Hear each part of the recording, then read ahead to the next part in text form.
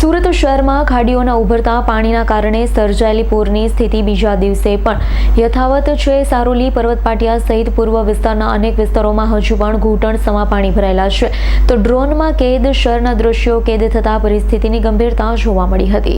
સુરતમાં ભારે વરસાદ બાદ ખાડીઓમાં વધેલા જળસ્તરના કારણે પૂર જેવી સ્થિતિ યથાવત રહી છે। સારોલી અને પર્વત પાટિયા સહિતના અનેક વિસ્તારોમાં રસ્તા અને રહેણાંક સોસાયટીઓ હજુ પણ પાણીમાં ગરકાવ છે। ડ્રોન કેમેરામાં કેદ થયેલા દ્રશ્યોમાં ચારે તરફ પાણી જ પાણી જોવા મળી રહ્યું છે। હજારો સ્થાનિક અને વાહન ચાલકોને અવરજવર કરવામાં ભારે મુશ્કેલીનો સામનો કરવો પડી રહ્યો છે। ઉપરવાસમાં પડેલા વરસાદના કારણે સીમાડા ખાડી સહિતની ખાડીઓ ઓવરફ્લો થઈ રહી છે। ખાડીનું જળસ્તર હજુ પણ ભયજનક સપાટીએ હોવાથી નીચાણવાળા વિસ્તારોમાંથી વરસાદી પાણીનો નિકાલ થઈ શકતો નથી।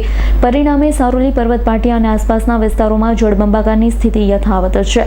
સ્થાનિકો હવે પાણી ઉતરે અને જનજીવન ફરી સામાન્ય બને તેની રાહ જોઈ રહ્યા છે। Bureau report S9 news Surat. અમારી તમામ માહિતીથી અપડેટ રહેવા માટે જોડાયેલા રહો S9 ન્યૂઝ સાથે।